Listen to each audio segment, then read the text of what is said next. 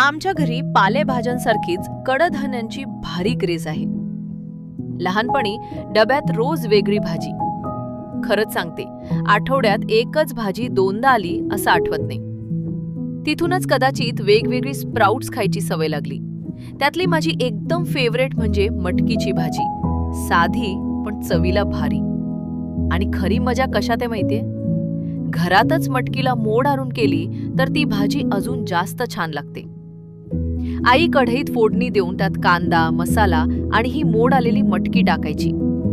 सकाळी शाळेसाठी आवरायची गडबड आणि स्वयंपाकघरातला तो सुगंध अजूनही लक्षात आहे.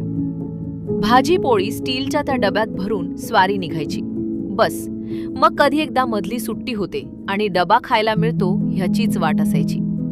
आणि हो, शिळी उरलेली हीच भाजी दुसऱ्या दिवशी सकाळी भातात टाकून गरम करून खाल्ली तरी वेगळीच टेस्टी लागते. तुम्हालाही मटकीची भाजी आवडते का?